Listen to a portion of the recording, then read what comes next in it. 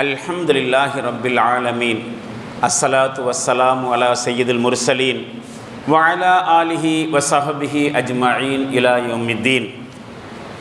ரப்பி ஷ்ரஹ் லி ஸத்ரி வ யஸ்ஸிர் லி அம்ரி வஹ்லுல் உக்தத்தம் மின் லிசானி யஃப்கஹு கௌலி. அஊது பில்லாஹி மினஷ் ஷைத்தானிர் ரஜீம். பிஸ்மில்லாஹிர் ரஹ்மானிர் ரஹீம்.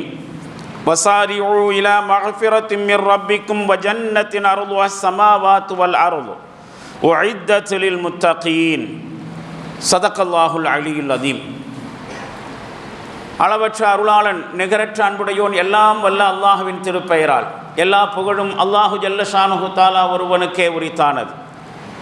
அல்லாஹ்வுடைய அன்பும் அருளும் நபிகளார் ஸல்லல்லாஹு அலைஹி வஸல்லம் அவர்கள் மீதும் அவர்களது குடும்பத்தினர் மீதும் தோழர்கள் தொடர்ந்தோர் அனைவரின் மீதும் உலகில் உள்ள மோமின்களான நல்லடியார்களான ஆண்கள் பெண்கள் அனைவர் மீதும் குறிப்பாக இங்கே கூடியிருக்கக்கூடிய நம் அனைவர் மீதும் என்றும் உண்டாகட்டுமாக. அன்புக்கும் மரியாதைக்கும் உரிய அல்லாஹ்வின் நல்லடியார்களே, புனிதமான ரமலானுடைய மாதம் நம்மை விட்டு விடை பெற்று செல்ல இருக்கின்றது. ரமலான் மாதத்திலே மட்டுமல்ல, காலம் முழுவதும் நாம் ரமலானினுடைய வழிபாட்டு சிந்தனைகளோடு வாழ வேண்டும் என்பதுதான் ரமலான் நமக்கு விட்டு செல்லுகிற பாடம். ஒரு உண்மையான மோமினுடைய நிலைப்பாடு இப்படித்தான் இருக்க வேண்டும். ரமலானில் மட்டும் வழிபாடுகளை நிறைவேற்றுவதும் ரமலானுக்கு பின்னால் வழிபாடுகளை குறித்த கவனக்குறைவும் ஒரு மோமினுக்கு உகந்ததல்ல, ஒரு மோமினுக்கு அழகானதல்ல. உண்மையிலேயே ரமலான் மாதம் நமக்கு வருடம் முழுவதும் நாம் கடைபிடிக்க வேண்டிய பாடங்களை கற்றுத்தருகிறது. இது குறித்து நாம் விரிவாக சிந்தனை செய்ய வேண்டும். யோசனை செய்து பாருங்கள். நமக்கு வாழ்க்கையிலே பல்வேறு வகையான பலவீனங்கள், நம்முடைய வாழ்க்கையிலே சில பல விஷயங்களை கடைபிடிக்க முடியாமல் திணறுகிற பொழுது, திண்டாடுகிற பொழுது நமக்கு நாமே சில சமாதானங்களை செய்து கொள்வதுண்டு. அல்லது மற்றவர்கள் நம்மிடத்திலே அதை பற்றி கேள்வி எழுப்புகிற பொழுது அவர்களிடத்திலே நாம் சில சமாதானங்களை சொல்லுவோம். பாய், என்ன பாய், உங்கள்கிட்ட டைம் கீப் பண்ணுற ஒரு குணமே இல்லை பாய். ஒரு நேரத்தில் குறிப்பிட்ட நேரத்துக்கு நீங்கள் வாங்கன்னு சொன்னால் வரமாட்டேங்கிறீங்க பாய் என்று நம்மை பற்றி குறைபட்டு கொள்பவர்கள் இருக்கிறார்கள். அல்லது நாமே கூட அந்த குறைபாட்டை நம்மீது சுமத்துவதும் உண்டு.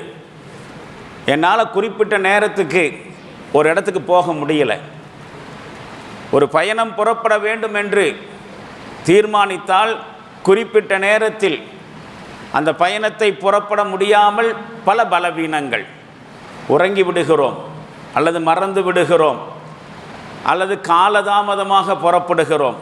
இது ஒரு குறைபாடு, ஒரு பலவீனம். நேரம் தவறாமை என்கிற உயர்ந்த பண்பு நம்மிடத்தில் இருக்கிறதில்லை. பல நேரங்களில் இந்த நேரத்தை கடைபிடிக்கிற விஷயத்தில் நாம் மிகவும் பின்தங்கி இருக்கிறோம், அல்லது நேரத்தை கடைபிடிக்கிற பண்பே நம்மிடம் இல்லாமல் இருக்கிறது. அன்றாட வாழ்க்கையிலே நாம் நம்மை பற்றி குறைபட்டு கொள்கிற அல்லது நம்மீது மற்றவர்கள் குறைபட்டு கொள்கிற ஒரு விஷயம். அதே மாதிரி நேரம் கடைபிடிக்காமை மாதிரியே இந்த நேரத்துக்கு தொழுக வர்றதுக்கு முடியல. எல்லா நேரத்திலையும் கரெக்டாக ஜமாத்துக்கு போய் அட்டன் பண்ணணுங்கிற மாதிரி முடிய மாட்டேங்குது. வேலைகள், பணிகள், சுமைகள். குறிப்பாக சுபுஹ் தொழுகைக்கு பள்ளிவாசலுக்கு வர முடியாத சூழ்நிலை. இரவு தாமதமாக உறங்க செல்கிறோம். கடுமையான பகல் வேலைகளில் வேலை சுமை காரணமாக, உடல் அசதியின் காரணமாக நம்மை அறியாமல் உறங்கி போய் சுபுஹ் தொழுகைக்கு பள்ளிவாசலுக்கு வர முடியாமல் போகிற பலவீனம். இது யாரும் நம்மை பற்றி நம்மை குறை சொல்வதல்ல, நமக்கு நாமே நம்முடைய மண்டையிலே கொட்டிக்கொண்டு நம்மீது நாம் கோபப்படுகிற விஷயம், நம்மீது நாமே எரிச்சல் படுகிற விஷயம், நம்மீது நாமே வெட்கப்படுகிற விஷயம். என்னடா நான் இப்படி இருக்கிறேன், எவ்வளவோ ட்ரை பண்ணுறேன், பள்ளிவாசலுக்கு சுபுஹ் தொழுகைக்கு போகணுன்னு முடிய மாட்டேங்குது என்கிற ஒரு பலவீனம். அதே மாதிரி வாழ்க்கையினுடைய பல்வேறு துறைகளிலே ஈடுபடுகிற சமயத்தில் பல பல வேலைகளை செய்கிற பொழுது நம்மால் சேமிக்க முடிவதில்லை. குறிப்பாக இந்த ஏழைகளுக்கு கொடுப்பது என்கிற அந்த வகையில் நம்மால் சேமிக்க முடிகிறதில்லை. ஏதாவது ஒரு செலவு வந்து விடுகிறது, திட்டமிட்டபடி நம்மால் செலவுகளை செய்ய முடியவில்லை. எதிர்பாராத செலவுகள், கட்டுப்படுத்த முடியாத செலவுகள். எனவே ஏழையாக இருக்கக்கூடியவர்களுக்கு உதவணும் அப்படின்னு நினச்சாலும் நம்மளால் முடிகிறதில்லை. அன்றாட வாழ்க்கையிலே நமக்கு ஏற்படுகிற குறைபாடுகள், பலவீனங்களில் அதுவும் ஒன்று. அதே மாதிரி பாருங்கள், நம்மால் ஏதேனும் ஒரு பொருளை வாங்க வேண்டும் என்று ஆசைப்பட்டால் அந்த ஆசையை கட்டுப்படுத்த முடிகிறதில்லை. ஏதேனும் ஒரு குறிப்பிட்ட உணவுப் பொருளை வாங்கி சாப்பிடணும்னு நம்ம நினைக்கிறோம். சரி வேண்டாம், பிறகு சாப்பிட்டுக்கலாம் என்கிற மாதிரி நம்மால் தள்ளி போட முடிகிறதில்லை. ஒரு உணவுப் பொருளை சாப்பிடணும்னு நினச்சான்னு வச்சுக்கோங்களேன், எப்படியாவது சாப்பிட்றணும். நமக்கு பிரியாணி சாப்பிட வேண்டும் என்கிற ஆசையோ எண்ணமோ இருக்காது. ஆனால் நாம் இருசக்கர வாகனத்தில் வீட்டை நோக்கி வருகிற பொழுது, பிரியாணி கடையை தாண்டுகிற பொழுது அந்த கடைக்குள்ளேருந்து பிரியாணி வாசனை வந்தால் நாம் என்ன செய்வோம்? இன்றைக்கி வாங்கிட்டு போயிடணும், வாங்கி விடுகிறோம். ஆனால் வருகிற பொழுது அதை சாப்பிட வேண்டும் என்கிற எண்ணமோ ஆசையோ இருந்ததில்லை. வாசனையை கேட்டவுடன் ஆசை வருகிறது. ஆசை வந்தவுடன் அந்த ஆசையை நிறைவேற்றுவதற்கு எப்படியாவது முயற்சி. காசு இல்லையா பிரியாணி வாங்க, உடனே ஒரு நண்பனுக்கு ஃபோன் பண்ணி என் ஜிபேவுக்கு ஒரு 500 ரூபா போட்டுடு என்று நாம் சொல்லலாம். உடனடியாக பிரியாணி வாங்கி சாப்பிடணும் என்கிற ஆசையை உடனடியாக நிறைவேற்றிக் கொள்கிறோம். இது ஒரு சரியான போக்கா என்று கேட்டால் இல்லை. ஏன்னா நமக்கு சாப்பிடணும்னு ஆசை இருக்கலை, வாசனையை கேட்டோன்னே ஆசை வந்துச்சு, ஆசையை நிறைவேற்ற துடிக்கிறோம். இப்போ இந்த மாதிரியாக வேறு பொருள்களையும், ஒரு பொருளை வாங்க வேண்டும், ஒரு பொருளை வாங்கி உபயோகப்படுத்த வேண்டும், பயன்படுத்த வேண்டும் என்று விரும்பினால் விரும்பின அந்த ஆசையை உடனடியாக நிறைவேற்றணும். இப்படியாக பல பல குறைபாடுகள். ஆனால் பாருங்கள், இந்த ரமலான் மாதம் நம்மிடத்தில் வந்துச்சே, இதோ இப்பொழுது பயணம் புறப்பட்டு விட்டது. அது நம்மிடத்திலே விடைபெற்று செல்ல இருக்கிறது. ஒரு 30 நாட்கள் அதோடு நாம் வாழ்ந்திருக்கிறோம். ரமலான் மாதத்தோடு நாம் வாழ்ந்திருக்கிறோம். இந்த 30 நாட்கள் இந்த ரமலான் நமக்கு சொன்ன செய்திகள் என்ன? எந்த செய்தியை நமக்கு சொல்லிவிட்டு அது பிரியா விடைபெற்று செல்லுகிறது என்று கேட்டால், நம்முடைய பலவீனங்கள் அத்துணையும் பலவீனங்கள் அல்ல, உங்களால் முடியும் என்கிற செய்தியை சொல்லிவிட்டு விடைபெறுகிறது. பாருங்கள், ரமலான் அல்லாத மாதத்திலே நாம் எந்த அளவுக்கு சுபுஹ் தொழுகைக்கு வருவதற்கு சிரமப்பட்டோமோ அந்த சிரமம் ரம்ஜான் மாதத்தில் இருக்கலை. 30 நாளும் சுபுஹ் தொழுகையை ஜமாத்தோடு தொழுகிற வாய்ப்பு கிடைச்சிருக்கு. நேராக பள்ளிவாசலுக்கு வந்தோம். இந்த எதனை நமக்கு பாடமாக சொல்லியிருக்கு? இத்தனைக்கும் மற்ற மாதங்களில் பகல் வேலைகளில் கஷ்டப்பட்டதை போல இப்போவும் கஷ்டப்பட்டிருக்கிறோம், இப்போவும் லேட்டாக தான் தூங்கியிருக்கிறோம். ஆனால் இது எப்படி சாத்தியமாச்சு? 30 நாளும் ரம்ஜானில் சுபுஹ் தொழுகைக்கு ஜமாத்தோடு அட்டன் பண்ண முடிஞ்சிச்சா? எதனால்? யோசனை செய்து பார்த்தோமா? முடியும் என்கிற செய்தியை ரம்ஜான் நமக்கு சொல்லி செல்கிறது. நாம் நினைத்தால், நாம் மனசு வச்சா ஒரு நாள் கூட மிஸ் பண்ணாமல் சுபுஹ் தொழுகையை நம்மால் ஜமாத்தோடு தொழ முடியும் என்கிற செய்தியை ரம்ஜான் நமக்கு சொல்லி இருக்கா இல்லையா? அதுதான் ரமலான் மாதம் நமக்கு சொல்லுகிற செய்தி. நம்முடைய நேரம் தவறாமை என்கிற பண்பு குறைபட்டிருக்கிறது. பலவீனமாக இருக்கிறோம். குறிப்பிட்ட நேரத்தில் குறிப்பிட்ட இடத்தில் திட்டமிட்டபடி செல்ல முடியவில்லை, நேரத்தை கடைபிடிக்க முடியவில்லை. ஆனால் நாம் ரமலான் மாதத்திலே நேர பயன்பாட்டையும் நாம் சரியாக பயன்படுத்தி இருக்கிறோம். குறிப்பிட்ட நேரத்திற்குள் சஹரை முடித்தாக வேண்டும் என்கிற நிர்பந்தத்தின் அடிப்படையிலே அவசரமாக வேணும் சஹரை முடித்திருக்கிறோம். அந்த நேரத்தை கடைபிடிக்கக்கூடிய பழக்கத்தை கொண்டிருக்கிறோம். இஃப்தாருடைய நேரத்திலே எங்கே இருந்தாலும் சரி, இஃப்தாருக்கு நாம் பள்ளிவாசல் இருந்தாகணும் அல்லது நோன்பு திறப்பதற்காக வீட்டுக்கு சென்றாக வேண்டும் என்கிற அந்த உணர்வு சரியான நேரத்தில் இஃப்தாருடைய இடத்திலே இஃப்தாருடைய நேரத்திலே நம்மை கொண்டு வந்து சேர்த்தி இருக்கிறது. நாம் சஹரையும் இஃப்தாரையும் தள்ளி போட்டு செய்யவில்லை. வழக்கமாக நம்முடைய வாழ்க்கையிலே பல பல செயல்பாடுகளை தள்ளி போடுவோம், கவனக்குறைவாக மறந்து விடுவோம். அப்படியெல்லாம் இதில் சஹர்லையோ இஃப்தார்லையோ இருக்கலை. இப்போ இந்த சஹரும் இஃப்தாரும் நமக்கு என்ன பாடத்தை சொல்லி தந்திருக்கு? உன்னால் டைம் கீப் பண்ண முடியும். நீ நினைச்சா உன்னுடைய வாழ்க்கையில் நேரம் தவறிக்கொண்டிருக்கக்கூடிய அந்த குறைபாட்டை பலவீனத்தை நீக்க முடியும். 30 நாள் ஒன்னால் எப்படி சஹர் நேரத்தில் கரெக்டாக சஹர் செய்ய முடிஞ்சிச்சு, இஃப்தாருடைய நேரத்தில் கரெக்டாக இஃப்தாருக்கு அடித்து பிடிச்சிட்டு அந்த வேலையை செய்ய முடிஞ்சிச்சா இல்லையா? அப்படியானால் ரம்ஜான் நமக்கு சொல்லி இருக்கக்கூடிய இன்னொரு பாடம், உன்னால் முடியும். நீ நினைச்சால், நீ மனசு வச்சால் நேரத்தை கடைபிடிக்க உன்னால் முடியும். உன்னுடைய சக்திக்கு அப்பாற்பட்ட விஷயம் அல்ல. நான் எவ்வளவு ட்ரை பண்ணாலும் என்னால் டைம் கீப் பண்ண முடியலை என்று இனிமேல் நோன்பாளிகள் சொல்ல முடியாது, சொல்லக்கூடாது. அப்படிப்பட்ட ஒரு செயல்பாடு ரம்ஜானுக்கு பிறகு வருகிறது என்று சொன்னால் நாம் சரியாக நோன்பு மாதத்தை பயன்படுத்தலைன்னு அர்த்தம். நாம் சஹருக்கு கரெக்டாக எந்திரிச்சதும் இஃப்தாருக்கு சரியான முறையில் முடித்ததும் ஒரு நாடகமாக நடந்து முடிஞ்சிருக்கு, ஒரு சடங்காக நடந்து முடிஞ்சிருக்குன்னு அர்த்தம். அப்போ இந்த இஃப்தாரும் சஹரும் நமக்கு சொன்ன செய்தி, ரம்ஜான் நமக்கு சொன்ன செய்தி, அது விடைபெறுகிற நேரத்திலே ரம்ஜானிடமிருந்து நாம் பெறுகிற பாடம் இதுதான்.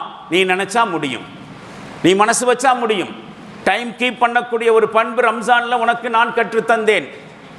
நோன்பின் மூலமாக, சஹரின் மூலமாக, இஃப்தாரின் மூலமாக நேரத்தை கடைபிடிப்பது எப்படி என்பதை உனக்கு நான் கற்றுத்தந்தேன் என்கிற செய்தியை ரம்ஜான் மாதம் சொல்லுகிறது, சொல்லிவிட்டு விடைபெற இருக்கிறது. இப்படியாக எவ்வளவோ நாளில் பார்த்தோம், தஹஜ்ஜுத் தொழுகைக்கு எந்திரிக்கணும்னு பார்த்தா நடக்கவே மாட்டேங்குது. ரமதான் அல்லாத மாதத்தில் தஹஜ்ஜுத் தொழுகை என்பது ஒரு அசாத்தியமான விஷயமாக, அசாதாரணமான விஷயமாக நமக்கு இருந்துச்சு. ஆனால் பள்ளியிலோ வீட்டிலேயோ இரவு தொழுகை என்கிற பெயரிலே நாம் சில கடமைகளை நிறைவேற்றினோம். எப்படி முடிஞ்சிச்சு? ஆசைப்பட்டோம், விரும்பினோம், ஆமாம் இது வேணும்.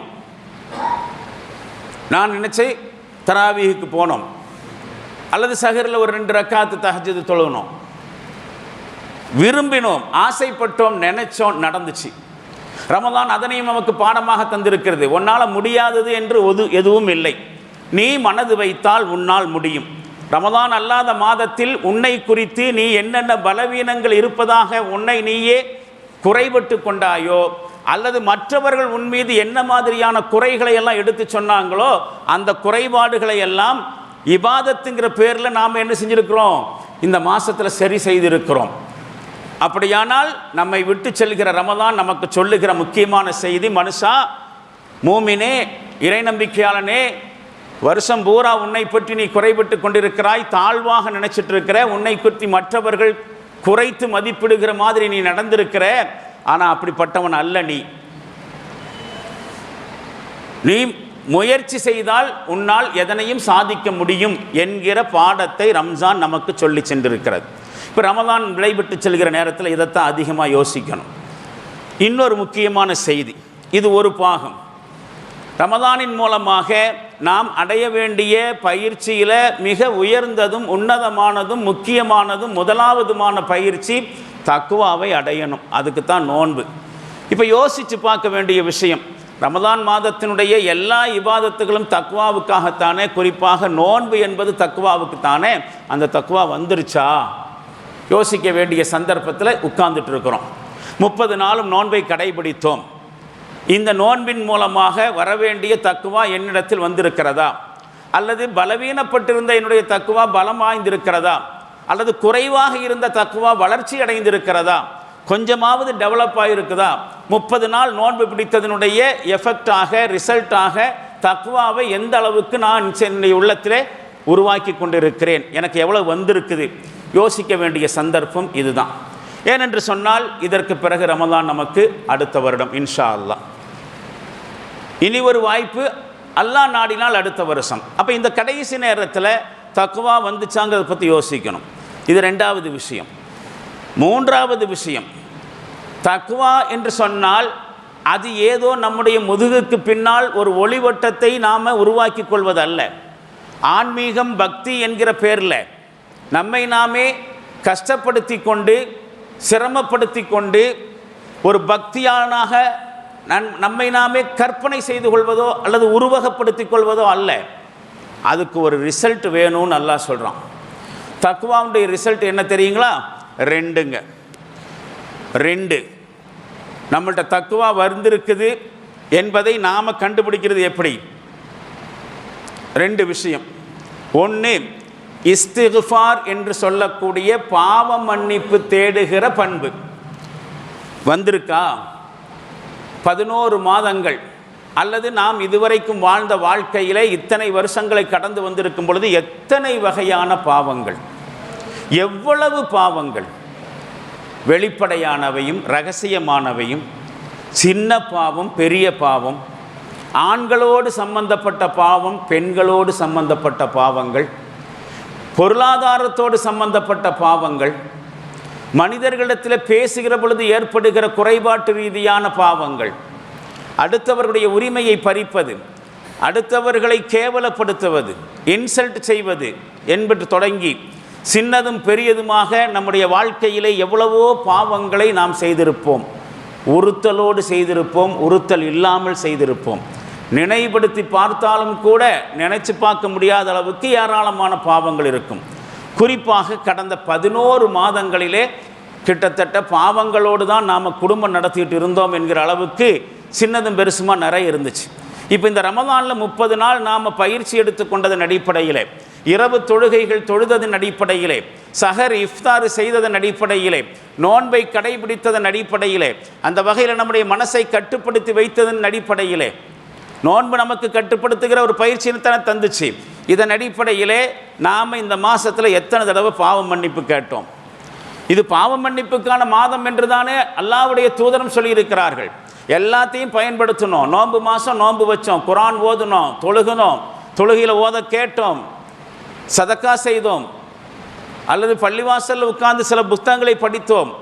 இந்த 30 நாளில் நிறைய வேலைகளை செஞ்சோம் இபாதத் ரீதியாக. இஸ்திக்ஃபார் என்கிற வேலையை எவ்வளவு தடவை செய்தோம்? அல்லாஹ்விடத்திலே நம்முடைய பாவங்களை சொல்லி ஒப்புக்கொண்டு மன்னிக்க வேண்டும் என்று அல்லாஹ்விடத்தில் கேட்டோமா? இதுவரை கேட்கவில்லை என்று சொன்னால் இந்த கடைசி நேரம் அதற்கான நேரம்தான். ரமதான் நம்மை விட்டு பிரிகிற இந்த கடைசி நேரத்தில், கடைசி பகுதியில் ஒரே ஒரு நாள் தான் நாளை பாக்கி இருக்கிறது என்று சொன்னால் நமக்கு அது கடைசியான ஒரு சந்தர்ப்பம். இஸ்திக்ஃபார் செய்தாக வேண்டும். இந்த ஒரு மாதத்தை நாம் பயன்படுத்தி கொண்டிருக்கிறோம் என்று சொன்னால் அதன் வெளிப்பாடாக, தக்வாவை நாம் அடைந்திருக்கிறோம் என்று சொன்னால் அதன் வெளிப்பாடாக இஸ்திக்ஃபார் செய்ய வேண்டும். கடைசி நேரத்தில் சிந்திக்க வேண்டிய அடுத்த முக்கியமான ஒரு விஷயம். இதை குறித்து தான் நாம் இந்த உரையில் இன்னும் கொஞ்சம் அழுத்தமாக நிறைய பார்க்க வேண்டியிருக்கிறது. அடுத்து இஹ்சான் என்று சொல்லக்கூடிய உயர் பண்பு. தக்வா வந்திருக்கிறதுடைய அடையாளம் இஸ்திக்ஃபாருக்கு அடுத்தபடியாக இஹ்சான், நன்னடத்தை, நல்ல குணாதிசயங்கள், சில பல குறைபாடுகளை கட்டாயமாக நம்மளை விட்டு விளக்கிறது. அடுத்தவங்களை பற்றி எப்போ பார்த்தாலும் பேசிகிட்டு இருக்கக்கூடிய பண்பு என்கிட்ட இருக்கா? இன்ஷா அல்லாஹ் இந்த ரம்ஜான்லேருந்து நான் அதை செய்ய மாட்டேன் அல்லது குறைச்சிக்குவேன். என்கிட்ட அந்த குறைபாடு இருந்துச்சு. எப்போ பார்த்தாலும் ஏதாவது அடுத்தவங்க என்ன செய்கிறாங்கங்கிறது தோண்டி துருவி பார்க்கக்கூடிய குறைபாடு, அல்லது ஒருவரை குறித்து இன்னொருவரிடத்தில் போய் எடுத்து சொல்லுகிற குறைபாடு, அல்லது என்னுடைய கை விரியவில்லை, கஞ்சத்தனமாக இருந்தேன், ஏழைகளுக்கு உதவக்கூடிய பண்பு பெருசாக இருக்கலை, அப்படியே இருந்தாலும் ரொம்ப அபூர்வமாக தான் இருந்துச்சு. இந்த ரம்ஜானில் நான் கொஞ்சம் அதிகமாக தான தரங்கள் செய்திருக்கிறேன். இனி வருங்காலங்களில் தானம் தரம் செய்வதற்கு நான் முயற்சி செய்வேன். எஹ்சான், நன்னடத்தை, கேரக்டர் பில்டிங், தக்வா வந்திருப்பதனுடைய அடையாளமாக 2 விஷயத்தை குரான் நமக்கு சுட்டி காட்டுகிறது. ஒன்று இஸ்திக்ஃபார் பண்பு. அது இப்பொழுது மட்டுமல்ல, வருடம் முழுவதும் இருக்கணும். நபிகளார் ஸல்லல்லாஹு அலைஹி வஸல்லம் அவர்கள் பாவமே அறியாத ஒரு மிகப்பெரிய புனிதர் என்பது நமக்கு தெரியும். முன்பின் பாவங்கள் மன்னிக்கப்பட்டவர். எல்லா நபிமார்களும் மாசூமீன், பாவங்களிலிருந்து பாதுகாக்கப்பட்டவர்கள் என்கிற சிறப்பு தன்மை உண்டு. நபிகளார் ஸல்லல்லாஹு அலைஹி வஸல்லம் அவர்கள் நபிகளாரில் சிரேஷ்டமானவர். ஆனால் நபிகளார் ஸல்லல்லாஹு அலைஹி வஸல்லம் அவர்கள் தன்னை பற்றி சொல்லுகிற பொழுது ஒரு நாளைக்கு குறைந்தது 100 தடவை இஸ்திக்ஃபார் செய்யாமல் நான் உறங்கச் செல்வதில்லை. தூங்குவதற்கு முன்னால் அஸ்தக்ஃபிருல்லாஹுல் அதீம், அஸ்தக்ஃபிருல்லாஹுல் அதீம், மகத்தான அல்லாஹ்விடத்திலே நான் என்னுடைய பாவங்களுக்காக மன்னிப்பு கேட்கிறேன் என்று நபிகளார் ஸல்லல்லாஹு அலைஹி வஸல்லம் அவர்கள் 100 தடவை ஒரு நாளைக்கு இஸ்திக்ஃபார் செய்வார்கள் என்று சொன்னால் நாமெல்லாம் எவ்வளவு செய்ய வேண்டி இருக்கும் என்பதை யோசித்து பார்க்கணும். அப்போ நான் ஆரம்பத்தில் ஓதி காட்டினேன் திருக்குரான் ஷரீஃபிலிருந்து ஒரு வசனம். அந்த வசனம் இப்படி இருக்கிறது. 3வது அத்தியாயத்தில் 133லிருந்து 136 வரைக்கும் ஒரு 4 வசனங்களில் வசாரியூ இலா மக்ஃபிரத்தின் மிர் ரப்பிக்கும், படைத்த உங்களுடைய இறைவனுடைய மன்னிப்பின் பக்கம் விரைந்து செல்லுங்கள், ஓடி செல்லுங்கள். வ ஜன்னத்தின் அருளுஹ ஸமாவாத்து வல் அர்து, வானங்கள் பூமி அளவுக்கு விசாலமான சொர்க்கத்தின் பக்கமும் விரைந்து ஓடுங்கள் என்று சொல்லி அந்த வசனம் முடிகிற பொழுது உஇத்தத்தில் முத்தகீன், தக்வா உடையவர்களுக்காக அது தயார் செய்து வைக்கப்பட்டிருக்கிறது. அல்லாவின் தரப்பில் இருக்கக்கூடிய மன்னிப்பும் சுவனமும் தக்வாதாரிகளுக்காக என்று அந்த வசனம் வருகிறது. அதனை தொடர்ந்து வருகிற பொழுது அல்லதீன யுன்ஃபிகூன ஃபிஸ் ஸர்ராஇ வல் ضர்ரா, அவர்கள் கடுமையான துன்ப நேரத்திலும் துயர நேரத்திலும் அவர்கள் செலவு செய்வார்கள். தனக்கே துன்பமும் துயரமும் இருந்தாலும் தேவையும் இருந்தாலும் அடுத்தவருடைய கஷ்டத்திற்காக வேண்டி இறங்குவார்கள், அவர்களுக்காக வேண்டி செலவு செய்வார்கள். இஹ்சான் வல் காதிமீனல் கைர், கோபத்தை மென்று விழுங்குவார்கள். வல் ஆஃபீன அனின் நாஸ், மக்களுடைய தவறுகளை மன்னித்து விடுவார்கள். வல்லாஹு யுஹிப்புல் முஹ்சினீன், இப்படிப்பட்ட நன்னடத்தை கொண்ட முஹ்சின்களை இஹ்சானோடு நடந்து கொள்ளக்கூடியவர்களை அல்லாஹ் நேசிக்கிறான். வல்லதீன இதா ஃபஅலு ஃபாஹிஷத்தன், அல்லது மேலும் அவர்கள் ஏதேனும் பாவங்களை செய்தால், மானக்கேடான செயல்களை செய்துவிட்டால், அவ் அலமு அன்ஃபுஸஹும், தங்களுடைய நஃப்ஸுகளுக்கே அவர்கள் கொடுமை இழைத்து கொண்டால், ஸக்கருல்லாஹ், உடனடியாக அல்லாஹ்வை நினைவு கூர்ந்து ஃபஸ்தக்ஃபிரு லிதுனூபிஹிம், அவர்களுடைய பாவங்களுக்காக வேண்டி அவர்கள் அல்லாஹ்விடத்திலே மன்னிப்பு கோருவார்கள். வமை யக்ஃபிரு ஸுனூப இல்லல்லாஹ், அல்லாஹ்வை தவிர வேறு யார்தான் பாவத்தை மன்னிக்க கூடியவன். வலம் யுசிர்ரு அலாமா ஃபஅலு வஹும் யஅலமூன், தெரிந்து கொண்டே அவர்கள் செய்த தவறுகளிலே பிடிவாதமாக இருக்க மாட்டார்கள். செஞ்ச தவறை ஒப்புக்கொள்வார்கள், அல்லாஹ்விடத்தில் அதனை பரம் சாட்டி விடுவார்கள். ஆமாம், நான் தப்பு பண்ணிட்டேன். அல்லாஹ்விடத்தில் காரண காரியங்களை சொல்ல மாட்டாங்க. அவனால தான் இந்த தப்பு நான் செய்ய வேண்டி வந்துச்சு, அதனால தான் இந்த பாவத்தை நான் செய்ய வேண்டி இருந்துச்சு என்று தான் செய்த தவறுகளுக்கு நியாயம் கற்பிக்க மாட்டார்கள், அதற்கு சாக்கு போக்கு சொல்ல மாட்டார்கள், தெரிந்து கொண்டே அந்த தவறுகளிலே பிடிவாதமாக இருக்க மாட்டார்கள் என்று தொடங்கி உலாயிக்க ஜஸாஹும் மக்ஃபிரத்தும் மிர் ரப்பிஹிம், அவர்களுக்குத்தான் அல்லாஹ்வுடைய தரப்பிலிருந்து கூலியாக அவர்களுக்கு மன்னிப்பு வழங்கப்படுகிறது. வ ஜன்னாத்தின் தஜ்ரி மின் தஹ்தியல் அன்ஹார், கீழே ஆறுகள் ஓடுகிற சுவனம் அவர்களுக்கு பரிசாக கூலியாக கொடுக்கப்படுகிறது. காலிதீன ஃபீஹா, அதிலே நிரந்தரமாக அவர்கள் இருப்பார்கள். வ நிஅம அஜ்ருல் ஆமிலீன், பணி செய்யக்கூடியவர்களுக்கு, அமல் செய்யக்கூடியவர்களுக்கு கிடைக்கக்கூடிய கூலி எவ்வளவு உன்னதமானது என்று அல்லாஹ் அந்த வசனத்தை முடிக்கிறான். அப்போ சொர்க்கத்தை உடையவர்கள் தக்வாதாரிகள், அவங்களுக்கு தான் தயார் செய்து வைக்கப்பட்டிருக்கிறது. அப்போ 30 நாளும் நோன்பின் மூலமாக நாம் தக்வாவை அடைந்து கொண்டோம் என்று சொன்னால் அடிப்படையாக அந்த தக்வாவின் வெளிப்பாடாக இந்த வசனம் சொல்லுகிற செய்தி, இந்த வசனங்கள் சொல்லுகிற செய்தி, ஒன்று இஸ்திக்ஃபார் செய்யக்கூடிய பண்பு வந்திருக்கணும், இதுவரைக்கும் இல்லாவிட்டால் இனிமேலாவது அதை செய்ய வேண்டும். 2வது இஹ்சானோடு நடந்து கொள்ள வேண்டும். பட்டியலாக சில விஷயங்கள் சொல்லப்பட்டுச்சு, சுருக்கமாக நான் அதனை சொல்லியிருக்கிறேன். கண்ணியத்திற்கும் மரியாதைக்கும் உரிய சகோதரர்களே, இந்த மன்னிப்பு தேடுறதுனா என்ன? வெறுமனே அஸ்தக்ஃபிருல்லாஹ் என்று சொல்லி கொண்டிருப்பதோ, நான் இஹ்சானாக இருக்கிறதுக்கு முயற்சி பண்ணுறேன்னு சொல்கிறதோ இல்லை. நாம் இப்போ யோசித்து பார்க்க வேண்டிய விஷயம் இந்த இஸ்திக்ஃபாரை குறித்து சில செய்திகள். பாவம் அது எவ்வளவு பெருசாக இருந்தாலும் சரி, அதுக்கு மன்னிப்பு உண்டு என்கிற நம்பிக்கை வர வேண்டும். இதுதான் பாவ மன்னிப்பு கேட்பதனுடைய முதல் பண்பு, முதல் உணர்வு. எவ்வளவு பெரிய பாவம் செய்திருந்தாலும் சரி, நான் அல்லாஹ்விடத்தில் கையேந்தினால் அவன் நிச்சயமாக என்னை மன்னிப்பான். இந்த வசனம் சொல்லுகிற செய்தி அதுதான். வமை யக்ஃபிரு ஸுனூப இல்லல்லாஹ், அல்லாஹ்வை தவிர பாவத்தை மன்னிக்கக்கூடியவன் வேறு யாரு தான் இருக்க முடியும்? அப்போ நம்ம பாவத்திற்கான மன்னிப்பை தேடி அவன்கிட்ட தான் போகணும். அப்போ பாவம் சின்னதோ பெருசோ, நானெல்லாம் எவ்வளோ பெரிய பாவம் செஞ்சவன், என்கிற ரீதியிலே பின்வாங்கக்கூடாது. எவ்வளவு பெரிய பாவமாக இருந்தாலும் நிச்சயமாக அல்லாஹ் அதனை எனக்காக மன்னிப்பான் என்கிற நம்பிக்கையோடு இஸ்திக்ஃபார் செய்வது இஸ்திக்ஃபாருடைய முதல் பாடம், முதல் குணம், ஸ்டார்டிங் பாயிண்ட் அதுதான். எவ்வளவு பெருசாக இருந்தாலும் நம்பிடு. ஆனால் என்ன செய்யணுமா, அதற்கு உரிய முறையில் பாவ விமோசனம் தேடினால் எவ்வளவு பெரிய பாவமாக இருந்தாலும் மன்னிப்பு உண்டு. பாவ விமோசனம் தேடுறது என்ன, அதுக்கான நிபந்தனைகளோடு பாவ மன்னிப்பு கோர வேண்டும். பாவ மன்னிப்புக்கு சில நிபந்தனைகள் இருக்குங்க. அந்த நிபந்தனைக்கு உட்பட்டு பாவ மன்னிப்பு கேட்டால் மட்டுமே அல்லாஹ் எவ்வளவு பெரிய பாவத்தையும் மன்னிக்கக்கூடியவனாக இருக்கிறான். ஒன்றாவது விஷயம் துவா கேட்கிறது. ரெண்டாவது விஷயம் அவசரமும் படக்கூடாது. இன்றைக்கி பாவ மன்னிப்பு கேட்டால் நாளைக்கெல்லாம் நம்ம மனுஷ புனிதராகிட்டோம் அப்படின்னு நினைக்கக்கூடாது. கண்டினியூஸாக அவன்கிட்ட கேட்டுட்டு இருக்கணும். பாவங்கள் ரெண்டு வகையாக இருக்குது, அதையும் புரிஞ்சுக்கணும். ஒன்று ஹுக்கூக்குல்லா என்று சொல்லக்கூடிய அல்லாஹ்னுடைய உரிமைக்கு மாறு செய்கிறது. அல்லாஹ்வுக்கு நம்மீது சில உரிமைகள் இருக்கிறது, அவனுக்கு நாம் செய்ய வேண்டிய கடமைகள், அதான் ஹுக்கூக்குல்லா. சக மனிதர்களுக்கு நாம் செய்ய வேண்டிய கடமைகள் இருக்கிறது, அதாவது சக மனிதர்களுக்கு நம்மீது சில உரிமைகள் இருக்குது, அதில் நாம் தப்பு செய்கிறது. இப்போ பாவங்கள் ரெண்டு வகையாக இருக்குது.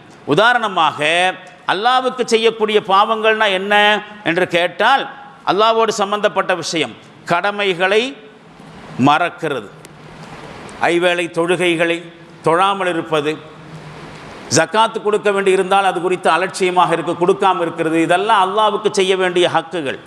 ஹலாலை பேணுவதும் ஹராமில் ஈடுபடாமல் இருப்பதும், அல்லாஹ் எதையெல்லாம் தடுத்திருக்கிறானோ அந்த தடையை மீறி இருப்பது அல்லாஹ்வுக்கு செய்கிற பாவங்கள். அல்லாஹ்வுக்கு செய்கிற பாவங்கள். மனிதர்கள் சம்பந்தப்பட்ட பாவம்னா என்ன, திருட்டு, வழிப்பறி, லஞ்சம் வாங்கி இருக்கிறது, மோசடி செய்கிறது, அல்லது லஞ்சம் கொடுத்துருக்கிறது, அடுத்தவங்களை திட்டி இருக்கிறது அநியாயமாக, அடுத்தவங்களை அநியாயமாக அடிச்சிருக்கிறது, அடுத்தவங்களை பற்றி புறம் பேசி இருக்கிறது, இதெல்லாம் மனிதர்களோடு சம்பந்தப்பட்ட பாவங்கள். இப்போ பாவங்கள் ரெண்டு வகை இருக்குது. இந்த அல்லாஹ்வுக்கு செய்கிற பாவத்தை காட்டிலும் மனுஷங்களுக்கு செய்கிற பாவம் ரொம்ப பெருசு. அப்படித்தான் ஹதீஸில் வந்திருக்கு. அது எப்படி, மனுஷங்களுக்கு சராசரியாக டீலிங்கில் ஏகப்பட்ட தப்பு தண்டா நடக்கும். ஆனால் அல்லாஹ்வுக்கு செய்ய வேண்டிய செய்கிற தப்பு தானே பெருசாக இருக்க முடியும், அல்லாஹ்வுக்கு செய்ய வேண்டிய தவறு தானே பெருசாக இருக்க முடியும். இது என்ன மனுஷங்களுக்கு செய்கிற பாவம் பெருசுன்னு சொல்கிறீங்க என்று கேட்டால் ஹதீஸ் அப்படித்தான் சொல்லுகிறது. நாம் அது விஷயமாக கவனம் எடுக்கிறதுக்கு தான் இந்த ஹதீஸ். ஒரு தடவை நபி ஸல்லல்லாஹு அலைஹி வஸல்லம் சொன்னார்கள், அல் கீபத்து அஷத்து மினஸ் ஸினா, அடுத்தவர்களை பற்றி புறம் பேசுவது விபச்சாரத்தை விட கொடியது. இது என்ன வம்பா இருக்குது, அடுத்தவங்களை பற்றி புறம் பேசுறது விபச்சாரத்தை விட கொடியது. விபச்சாரம் அல்லாஹ் தடுத்திருக்கக்கூடிய ஒரு ஹராம். ஹராமை பற்றி ஹராமை செய்கிறது தானே அல்லாஹ்வுக்கு செய்கிற பாவம். ஒரு ஹராமை செய்கிறது, மது அருந்துவது அல்லாஹ்வுக்கு செய்கிற பாவம். ஏன்னா மது அருந்தக்கூடாதுன்னு அல்லாஹ் சொல்லியிருக்கிறான், ஜினா செய்யக்கூடாதுன்னு அல்லாஹ் சொல்லியிருக்கிறான். அதனால் மது அருந்தினால் ஜினா செய்தால் அது அல்லாஹ்வுக்கு செஞ்ச பாவம். புறம் பேசுறதுங்கிறது மனிதர்களுக்கு செய்கிற பாவம். கீபத், அடுத்தவங்களை பற்றி புறம் பேசுறது. அளவு எப்படி தெரியுமா, அவன் அப்படியாக்கும் அப்படின்னு சொல்கிறோமா இல்லையா? அப்போ கீபத்துனா என்ன, புறம் பேசுறதுனா என்ன, அதையும் முதல்ல தெரிஞ்சுக்கணும். புறம் பேசுறதுன்னு சொன்னால் சஹாபாக்கள் கேட்டாங்க, அல்லாஹ்வுடைய தூதரே, நான் சொல்கிற குறை அடுத்தவங்கள்ட்ட இருக்கிற, அடுத்தவங்களை பற்றி நான் சொல்கிறேனே அந்த குறை அவங்கள்ட்ட இருந்தாலும் அதை பற்றி நான் பேசினானாக்கா அது புறம் பேசுனது ஆகுமா? ரசூலுல்லாஹ் சொன்னாங்க, இருக்கிற குறையை அடுத்தவன்கிட்ட போய் சொல்கிறது தான் புறம் பேசுறது. இல்லாததை சொன்னால் அது இட்டுக்கட்டி அபாண்டமாக சொன்னதாச்சே, அது அதை விட பெரிய தப்பு. இருக்கிற குறைய அடுத்த ஆள்கிட்ட போய் வத்தி வைக்கிறது பேர் தான்ப்பா புறம் பேசுறது, கீபத்து. இல்லாததை சொன்னேனாக்கா அது அபாண்டமாக அவன் மீது இட்டுக்கட்டி சொன்னது, அது கீபத்து என்கிற புறம் பேசுறதை விட கொடுமையானதுன்னு ஒரு தடவை சொல்லியிருக்கிறாங்க. அதே மாதிரி கீபத்துனா என்ன, அப்போ அடுத்தாளை பற்றி அடுத்தவங்க கூட பேசவே கூடாதா என்று கேட்டால் பேசலாம். ரெண்டு கோணம் இருக்குது. ஒன்று, அந்த செய்தியை அடுத்தாள்கிட்ட சொல்லும்போது யாரை பற்றி சொல்லப்படுகிறதோ அவர் அதை கேள்விப்பட்டால் முகம் சுளிக்க மாட்டார், மனசு வருத்தப்பட மாட்டார். அந்த அளவுக்கு உண்டான செய்தியாக இருந்தால் அடுத்தவங்கள்ட்ட ஷேர் பண்ணலாம். ஆனால் நாம் ஒருவரை பற்றி இன்னொரு ஆள்கிட்ட போய் ஒரு விஷயத்தை ஷேர் பண்ணுறோம். ஷேர் பண்ணினது யாரை பற்றி ஷேர் பண்ணுமோ அந்த ஆளுக்கு தெரிய வரும் பொழுது, என்னை பற்றி இப்படி போய் சொல்லியிருக்கிறாங்களே இது சரியானு அவர் சங்கடப்பட்டாருன்னு சொன்னால் அதுக்கு பேர் தாங்க புறம் பேசுறது. அவர் சங்கடப்படாத செய்தியை அடுத்தவங்கள்ட்ட சொல்லலாம். ஒரு ஆளை பற்றி சொல்லவே கூடாதுன்னெல்லாம் இல்லை, சொல்லலாம். சொல்லப்படுகிற அந்த செய்தியை சம்பந்தப்பட்டவர் கேட்டார், மனசு வருத்தப்பட மாட்டாரு என்கிற அளவுக்கான செய்தியை சொல்லலாம். சொன்னால் மனசு வருத்தப்படுவார், இப்படி சொல்லப்பட்டது அவருக்கு தெரிஞ்சால் சங்கடப்படுவாருனாக்கா அதை சொல்லக்கூடாது. இதுதான் ஹீபத்து. இப்போ ஹீபத்தை பற்றி சொல்லியாச்சா, இன்னொரு கோணம் என்ன தெரியுமா, அடுத்தவங்களை பற்றி பேசவே கூடாதுன்னா பேசலாம். எப்படி?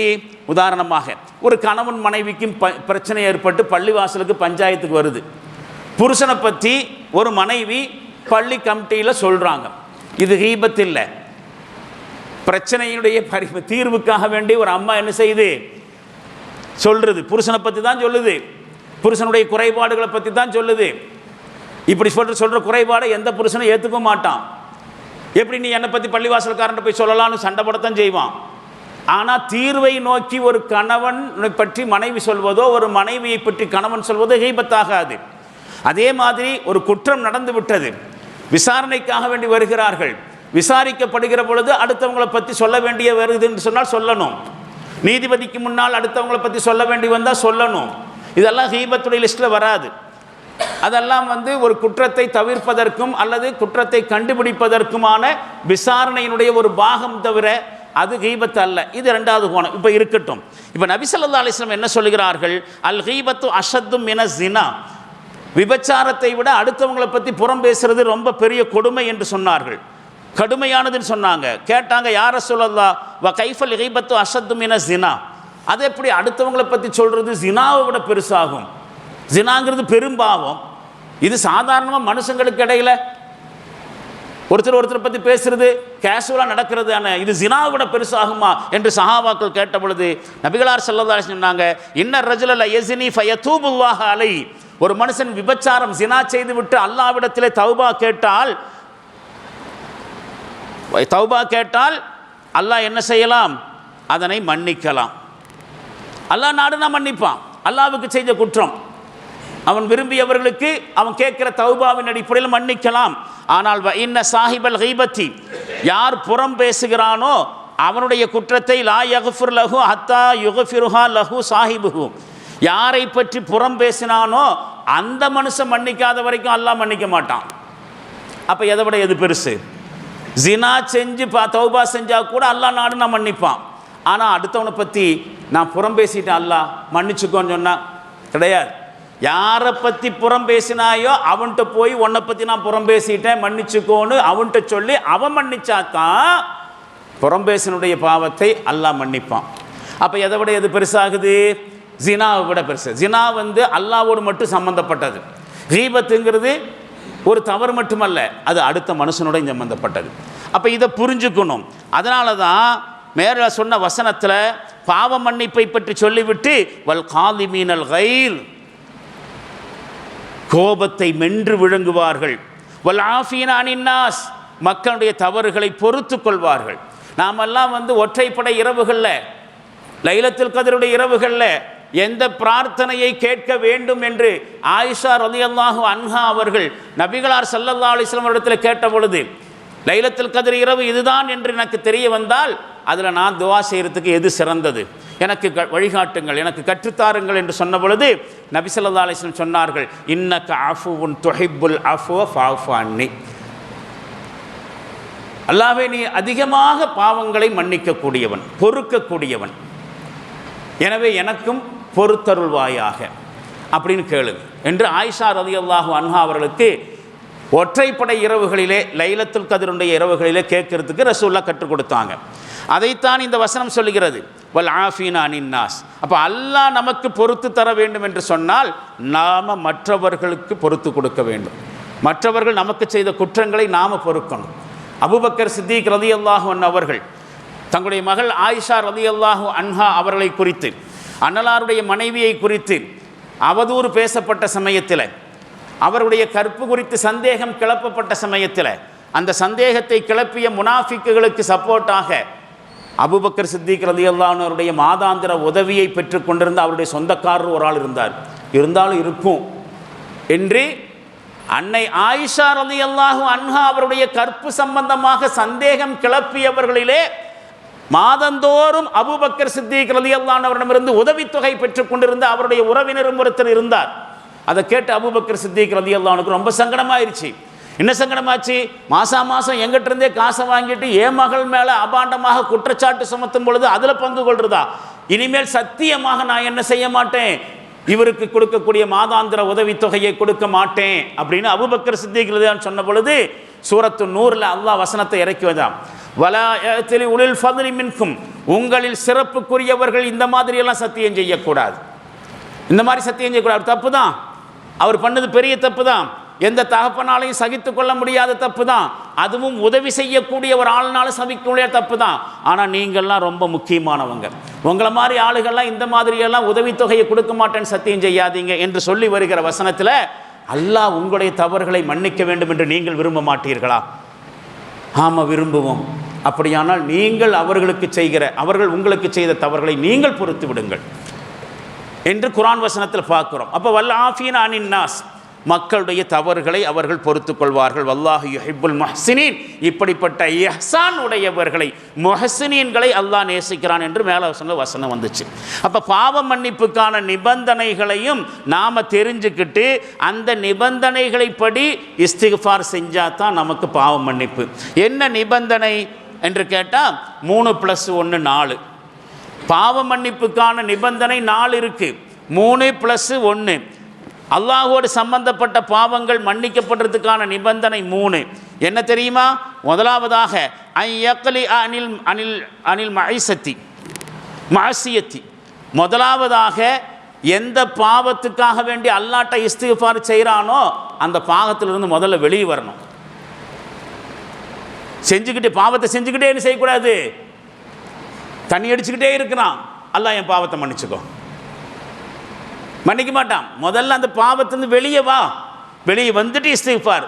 1 முதலாவது நிபந்தனை. 2வது ஐயந்தம அலா ஃபஅலிஹா, 2வது அந்த பாவத்தை செஞ்சதுக்காக வேண்டி மனசு வருந்தணும். ஆமாம், இப்படி போய் அநியாயமாக பண்ணிட்டேன், நான் இப்படி செஞ்சுருக்கக்கூடாது, நான் ஒரு முட்டாள் மாதிரி நடந்துக்கிட்டேன், நான் இப்பொழுதுக்காக உன்னை வருந்துகிறேன் என்று எந்த நியாயமும் கற்பிக்கக்கூடாது. அதுக்கெல்லாம் எந்த சாக்கு போக்கும் சொல்லக்கூடாது, செஞ்சதுக்கு வருந்த வேண்டும். 2 மூன்றாவதாக ஐயஸிம அல்லா யஊத இலைஹா, மறுபடியும் அந்த பாவத்தின் பக்கம் போக மாட்டேன்னு உறுதி எடுத்துக்கணும். 3 நிபந்தனை. 1 முதல்ல அந்த பாவத்திலிருந்து வெளியே வந்துடணும். 2வது செஞ்ச பாவத்துக்கு மனசு வருந்தணும். 3வது இனிமேல் அது பக்கம் போக மாட்டேன்னு உறுதி எடுத்துக்கிட்டு அதுக்கப்புறம் இஸ்திக்ஃபார் செய்யணும். இது பாவ மன்னிப்பு ஏற்றுக்கொள்ளப்படுவதற்கு, பாவ மன்னிப்பு தேடலை அல்லாஹ் ஒப்புக்கொள்றதுக்கான முதல் 3 நிபந்தனை. இனி அதனை தொடர்ந்து என்ன தெரியுமா? ஃபைன், அதில் சொல்லுகிறார்கள் அறிஞர்கள், ஃபைன் ஃபுகித அஹது சலாசத்தி சும்ம லம் தசிஹு தௌபத்துஹு, இந்த 3ல் எது ஒன்று இல்லாவிட்டாலும் அவன் செய்கிற பாவ மன்னிப்பு கோரிக்கை சரியாகாது. 3 இருக்கணும்.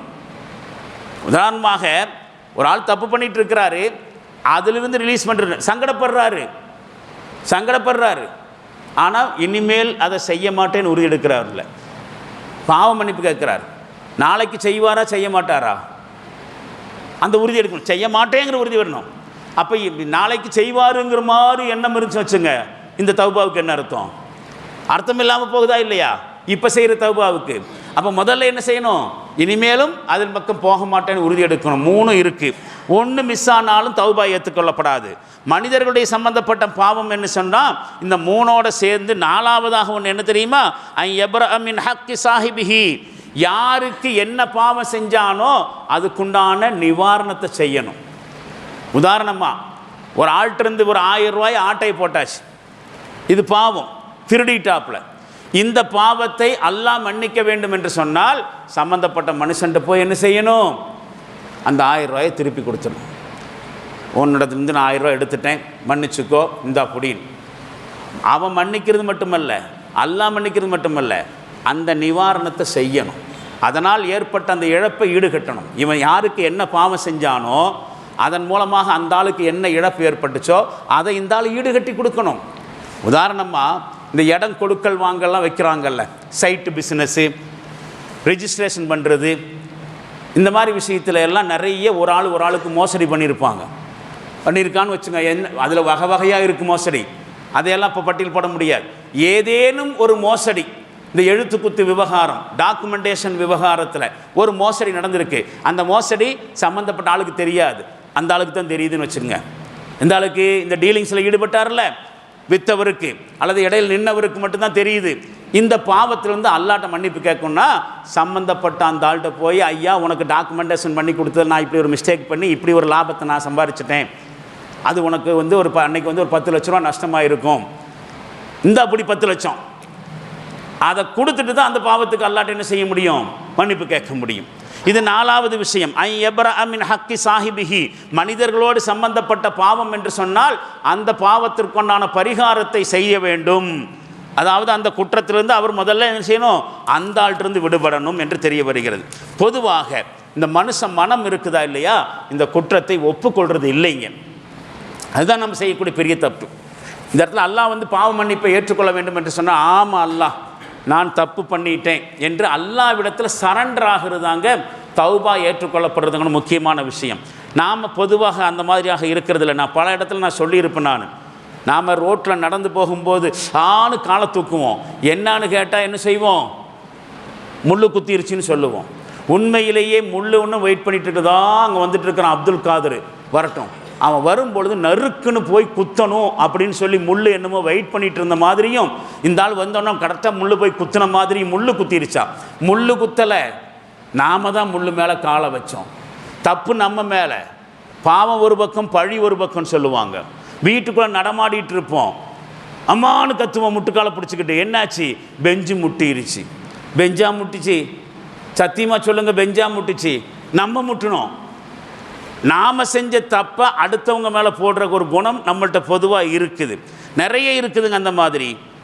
நான் முதல்ல சொன்ன மாதிரி இந்த என்ன சொல்லுவாங்க, பிளாக் மணியா என்னமோ சொல்லுவாங்க, அல்லது டபுளிங் பண்ணுறதுன்னு சொல்லுவாங்கல்ல, கள்ள நோட்டு. அது கள்ள நோட்டா? கள்ளத்தனம் பண்ணது யார், இந்த பையப்புள்ள. அதே மாதிரி டிக்கெட் எடுக்காமல் ரயிலில் ஏறி வந்துடுவானுங்கோ. எப்படா வந்த, கள்ள ட்ரெயின், திருட்டு ரயில் ஏறி வந்தான். பேப்பரில் போட்டிருக்கிறாங்க ஹெட் நியூஸு, திருட்டு ரயில் ஏறி பயணம் செய்தவர் கைது. ரயில் எங்கப்பா திருடுச்சு, திருட்டுத்தனம் பண்ணுனது இந்த பயணி. இப்படியெல்லாம் நிறைய பார்க்குறோமா இல்லையா? பைத்தியக்கார ஆஸ்பத்திரி கேள்விப்பட்டிருக்கீங்களா? ஆஸ்பத்திரிக்கு எங்கேயாவது பைத்தியம் பிடிச்சி கேட்டுண்டோ? பைத்தியம் யாருக்கு பிடிக்குது? பைத்தியம் யாருக்கு பிடிக்குது? மனுஷனுக்கு. ஆனால் பேர் யாருக்கு? ஆஸ்பத்திரிக்கு. பைத்தியக்கார ஆஸ்பத்திரி. இது என்னங்க இது, பைத்தியம் பிடிச்சது இவனுக்கு, ஆனால் ஆஸ்பத்திரிக்கு பைத்தியக்கார ஆஸ்பத்திரி. அப்போ தப்பு இவன் மேலே, பழி இன்னொருத்த மேலே. இந்த மாதிரி தவறுகளை நாம் செய்தால் அல்லாஹ் பொறுத்த வரைக்கும் அல்லாஹ் அந்த பாவத்தை மன்னிக்கணும்னாக்கா அல்லாட்ட சரண்டர் ஆகணும். ஆமாம் நான் செஞ்சுட்டேன்னு ஓப்பணும். இந்த மனோபாவம் இருக்குதே, இந்த தவறை ஒற்றுக்கொள்ளாத மனோபாவம், இது இருக்கிற வரைக்கும் தவறுகள் குற்றங்கள் இருந்து அவன் விடுபடுறதுக்கு சான்ஸ் இல்லை. தப்பு பண்ணுவான், மறுபடியும் அல்லாட்ட வருவான், மறுபடியும் போய் தப்பு பண்ணுவான். ஏன்னா அதுக்கு நியாயம் கற்பிச்சுட்டு இருக்கிறானே. இந்த தப்பு பண்ணதுக்கு நான் காரணம் இல்லை, அவன் காரணம், அது காரணம். தன்னுடைய தவறை ஒப்புக்கொள்ளாத வரைக்கும் அந்த தவறிலிருந்து விடுபடுறதுக்கு அவன் சான்ஸ் இல்லை. அதனால தான் அல்லாஹ்விடம் தௌபா ஏற்றுக்கொள்ளப்பட வேண்டும் என்று சொன்னால் அந்த தவறை ஒத்துக்கொள்ளணுங்கிறது. அப்போ வெளிப்படையான பாவம் செய்தாலும் கூட திருந்துறதுக்கு வாய்ப்பு இருக்குதுங்க. மது, விபச்சாரம், கொலை இதெல்லாம் செஞ்சால் கூட. காரணம் என்னாக்கா, இதெல்லாம் பாவம் தெரிஞ்சு தான் செய்கிறான். யாரும் இதெல்லாம் வந்து நல்லதுன்னு செஞ்சுட்டு செய்கிறது இல்லை, பாவம்னு தெரிஞ்சுட்டு செய்கிறான். அந்த உறுத்தல் இருக்கும். அந்த உறுத்தல் இருக்கிறது என்னைக்காவது ஒரு நாளைக்கு அவன் என்ன செய்வான், அந்த பாவத்திலிருந்து வெளியே வருவான். ஆனால் இவன் திருந்துறதுக்கு சான்ஸ் இருக்கிற மாதிரி தன்னுடைய தவறுகளுக்கு நியாயம் கற்பிக்கக்கூடியவன் அல்லது தான் செஞ்சது சரிதான் அப்படின்னு நினச்சிட்டு செய்கிறவன் இவன் திருந்துறதுக்கு சான்ஸ் இல்லை. நான் நல்லது தான் செஞ்சிட்ருக்கிறேன், ஏன்னா 4 பேர் சொல்கிறத ஏற்றுக்க மாட்டேங்கிறான். இந்த மாதிரி ஆளுகள் திருந்துறதுக்கு சான்ஸ் இல்லை. உதாரணமாக இந்த பிதுவத்தெல்லாம் செய்கிறாங்கல்ல, இந்த பிதுவத்து செய்கிறவங்க அது தப்புன்னு செய்ய மாட்டேங்கிறான், நல்லதுன்னு நினச்சி செஞ்சிட்ருக்கிறான். இவங்களாம் திருந்துறதுக்கு சான்ஸ் இருக்கும் இல்லை. அதனால தான் செய்கிற தவறுங்கிற ஒப்புக்கொள்ளணுங்கிறது. இப்போது முக்கியமான ஒரு விஷயத்தை சொல்லிட்டு இந்த உரையை நிறைவுக்கு கொண்டு வரலாம். இந்த உரையினுடைய ஆரம்பத்தில் நான் ஒரு செய்தி சொன்னேன். பாவங்கள் எவ்வளவு பெருசாக இருந்தாலும் அதை அல்லாஹ் மன்னிக்கிறதுக்கு தயாராக இருக்கிறான். நிராசை அடையக்கூடாது. நானெல்லாம் எவ்வளவு பாவம் செஞ்சிட்டேன், இது என்னுடைய பாவத்தையெல்லாம் அல்லாஹ் மன்னிப்பானா? சத்தியமாக அப்படி நினைக்கக்கூடாது. தலைக்கு மேலே வெள்ளம் போயா. சில பேர் 60 வயசு 80 வயசு இருக்கும், ஏகப்பட்ட தப்பு பண்ணியிருப்பாங்க. ஐயா இனிமேலாவது திருந்தி வாழ்கிறான்னு சொன்னாக்கா 80 வயசு வரைக்கும் நான் இந்த கேடுகட்ட வாழ்க்கை வாழ்ந்துட்டேன், எனக்கெல்லாம் அல்லாஹ் மன்னிப்பு தருவானா? ஆனது ஆயாச்சு, இனி கொஞ்ச நாள் தானே, நான் இப்படியே இருந்துட்டு போகிறேன். 80 வயசு வரைக்கும் தொழாமையே இருந்துட்டடா, இனிமேல் தொழுக வரணும். 80 வயசு வரைக்கும் தொழுகலை, இனிமேல் தொழுதா அல்லாஹ் என்ன ஏற்றுக்குப்பார்? சத்தியமாக அப்படி நினைக்கக்கூடாது. எவ்வளவு காலம் கடந்திருந்தாலும், எவ்வளவு பெரிய பாவம் செய்திருந்தாலும், எத்தனை பெரிய பாவம் செய்திருந்தாலும் அதை அல்லாஹ் மன்னிப்பான். அந்த அலட்சியம் இருக்கக்கூடாது. அலட்சியம் இருக்கக்கூடாதுங்கிற மாதிரியே நிராசையும் இருக்கக்கூடாது. வாழ்க்கையே முடிஞ்சு போச்சு, இனி திருந்தி என்ன பண்ணுறது, நானெல்லாம் ரொம்ப பெரிய பாவம் செஞ்சுட்டேன், எனக்கெல்லாம் மன்னிப்பே கிடையாது. இதெல்லாம் அல்லாஹ்வின் மீது இருக்கக்கூடிய ஈமானுடைய பலவீனம். அல்லாஹ்வினுடைய பரந்த மன்னிக்கக்கூடிய மனப்பான்மை இருக்க, அதை பற்றி தெரியலை. எவ்வளவு தூரம் பாவத்தில் சென்றிருந்தாலும் அல்லாஹ் மன்னிக்கிறான் அப்படிங்கிறது அல்லாஹ் நமக்கு கொடுத்திருக்கக்கூடிய வாக்குறுதி. குல் நபியே சொல்லுங்கள், யா இபாதி அல்லதீன அஸ்ரஃபு அலா அன்ஃபுஸிஹிம், தங்களுடைய நஃப்ஸுகளுக்கு தாங்களே அநியாயம் இழைத்து கொண்ட என்னுடைய அடியார்கிட்ட சொல்லுங்க, லா தக்னது மிர் ரஹ்மத்தில்லாஹ், அல்லாஹுடைய கருணையை குறித்து நீங்கள் நிராசை அடையாதீர்கள். இன்னல்லாஹ யக்ஃபிரு ذுனூப ஜமீஆ, அல்லாஹ் எல்லா பாவங்களையும் மன்னிக்கக்கூடியவனாக இருக்கிறான். இன்னஹுல் கஃபூருர் ரஹீம், அவன் கருணையாளன், மன்னிக்கக்கூடியவன்.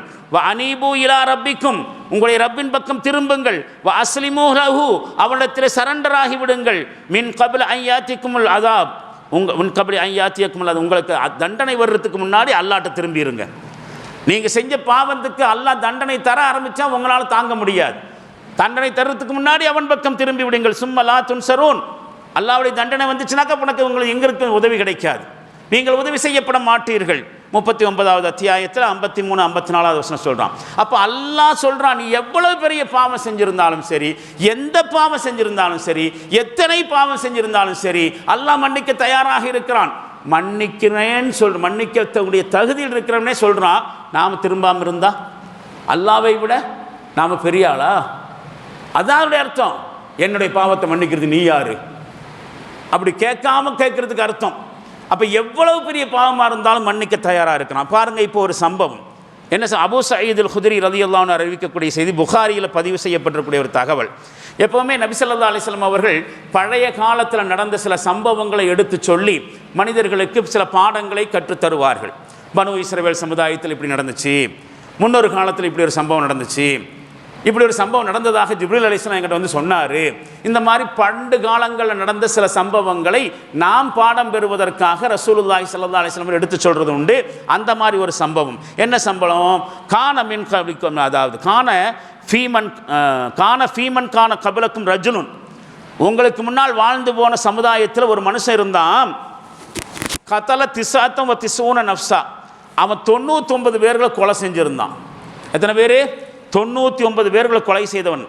இந்த சமயத்தில் ஃபஸஅல அன் ஆலமி அஹ்லில் அர்தி, பூமியில் இருக்கக்கூடிய மிக நல்ல அறிஞன் யாருன்னு விசாரிச்சுட்டு இருந்தான். நான் என்னுடைய தவறையெல்லாம் அந்த ஆள்கிட்ட எடுத்து சொல்லி, என்னுடைய இந்த 99 கொலைகளுக்கு ஏதாவது நிவாரணம் செய்ய முடியுமா, யார்கிட்ட போய் கேட்டால் எனக்கு சரியாக கைடு பண்ணுவாங்க, எனக்கு யாராவது சொல்லித்தாங்களே அப்படின்னு நல்ல ஒரு ஆளை பற்றி விசாரிச்சுட்டு இருந்தான். ஃபதுல்ல அலா ராஹிபின், ஒரு பாதிரியாரின் பக்கம் அவன் வழிகாட்டப்பட்டான். அதான் இங்கே ஒரு ஊரில் ஒரு பாதிரியார் இருக்கார், நீ செஞ்ச பாவத்துக்கு பரிகாரம் என்னங்கிறத அந்த பாதிரியார் சொல்லி தருவார், நீ அவர்கிட்ட போ அப்படின்னு சொல்லி வழிகாட்டப்படுகிற பொழுது அந்த பாதிரியாற்ற அவன் வர்றான். இன்னஹு கத்தல திஸ்ஸன் திஸ்ஸைன நஃப்ஸா, இவன் 99 கொலையை செஞ்சுட்டான். ஃபஹல் மின் தௌபத்தின், இவனுக்கு மன்னிப்பு கிடைக்குமா, தௌபா கிடைக்குமா அப்படின்னு அந்த பாதிரியார்கிட்ட கேட்ட பொழுது அந்த ஆள் சொன்னார், லா, 99 கொலை செஞ்ச பாவி, உனக்கெல்லாம் மன்னிப்பே கிடையாது அப்படின்னு அந்த ஆள் சொன்ன உடனே ஃபக்கத்தல, அந்த ஆளையும் கொன்னா. ஃபக்கம்மல பிஹி மேத்தா, செஞ்சுரி அடிச்சிட்டான். 100வது கொலையாட்டம். மன்னிப்பு கோபத்தில் இப்படி சொன்ன உடனே 99 கொலை செஞ்சுட்டேன், எனக்கு மன்னிப்பு கிடைக்குமான்னு கேட்டேன்னா, 99 கொலையை செஞ்ச படுபாவி, உனக்கு மன்னிப்பே கிடையாதுன்னு சொன்னோன்னே அவனையும் போட்டு தள்ளியாச்சு.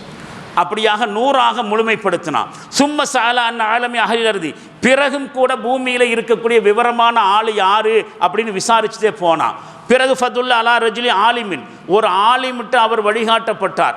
இந்த ஒரு ஆலிமிஸா இருக்கிறார், அந்த ஆள்கிட்ட போப்பா, அந்த ஆள் உன்னுடைய பாவத்துக்கு ஏதாவது பரிகாரம் வழிகாட்டுவார்னு சொன்னோன்னே அப்படி போய் அங்கே சொல்கிறார், கத்தலமே அத்த நஃப்சின், 100 பேரை கொன்னா ஃபஹல் மின் தௌபத்தின், இந்த 100 பேரை கொன்றதற்கான தௌபா ஏதாவது உண்டா என்று கேட்ட பொழுது அந்த ஆலிம்சா சொன்னார், நாம் ஆம், நிச்சயமாக உனக்கு தௌபா உண்டு.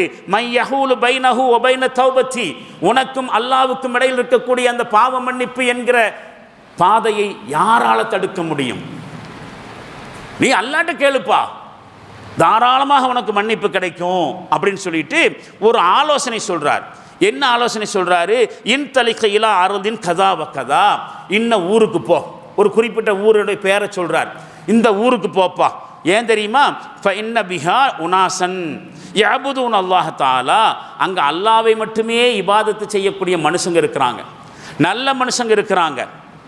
ஃபஅபுதுல்லாஹ மஅஹும், அந்த ஊருக்கு போய் அந்த மனுஷங்களுக்கு கூட சேர்ந்து அல்லாஹ்வுக்கு இபாதத்து செஞ்சுட்டு. உன்னை சுற்றி தீயவங்களாக இருக்கிறனால தானப்பா நீ கொலையெல்லாம் பண்ண, நல்லவங்க இருக்கக்கூடிய இடத்துல வாழ்ந்தால் நீயும் நல்லவனாக இருப்ப அப்படின்னு சொல்லிட்டு ஒரு ஊரை பேரை சொல்லி அந்த ஊர் மக்களோட சேர்ந்து, அந்த நல்ல மக்களோட சேர்ந்து நீயும் அல்லாஹ்வை வணங்குப்பா. வலா தர்ஜி இலா அர்திக, அந்த ஊருக்கு போயிட்டு நீ வாழ்கிற ஊருக்கு திரும்ப வந்துடாத. ஃபஇன்னஹா அர்து சூஇன், நீ வாழக்கூடிய ஊர் ரொம்ப கெட்ட ஊர், அதனால தான் 100 கொலையும் நீ செய்ய வேண்டி வந்துச்சு. நல்ல மனுஷங்க வாழ்கிற இடத்துக்கு போனால் நீ நல்லவனாக வாழ்கிறதுக்கு வாய்ப்பு இருக்கிற, இந்த ஊருக்கு போ, அல்லாஹ்வை வணங்கிட்டே இருக்கிறாங்க, அவங்க கூட சேர்ந்து நீயும் வணங்குப்பா அப்படின்னு சொல்கிறார். ஃபன் தலக்க ஹத்தா இதா நசஃப தரீக், அவன் அந்த ஊருக்கு போகிற வழியில் இடையில அதாஹுல் மவுத், அவனுக்கு மரணம் வந்துடுது. ஊருக்கு போகிற வழியில் மவுத்து வந்துடுது.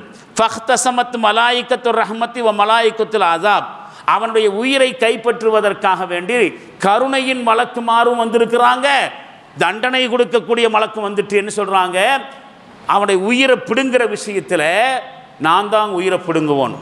அதாபு கொடுக்குற மலக்குன்னு சொல்கிறார், ரஹமத்தை கொடுக்குற மலக்குன்னு சொல்கிறார், கருணையின் மலக்கு நான் உயிரை பிடுங்குவேன். ஃபகாலத்து சொல்கிறாரு, மலாயிக்கத்து ரஹமத் சொல்வார், ரஹமத்துடைய மலக்கு சொல்கிறாரு, ஜா தாயிபன் முக்பிலன் இலல்லாஹி தாலா, அவன் அல்லாஹ்விட்ட பாவ மன்னிப்பு தேடி அல்லாஹ்வின் பக்கமாக நடந்து வந்தான், அதனால் நான் தான் உயிரை கைப்பற்றுவேன். ரஹமத்தினுடைய மலக்குமாறு சொல்கிறார், நல்ல நல்ல ஆன்மாவை கைப்பற்றுகிற மலக்கு, நான் தான் உயிரை கைப்பற்றுன்னு சொல்கிறார். தௌபா செய்கிறதுக்காக வேண்டி தான் வந்திருக்கிறான், நல்ல மனுஷங்கள் பக்கம் வந்திருக்கிறான், நல்லோர்களை தேடி வந்திருக்கிறான், அல்லாஹ்வை நாடி வந்திருக்கிறான், நான் தான் உயிரை கைப்பற்றுவேன்.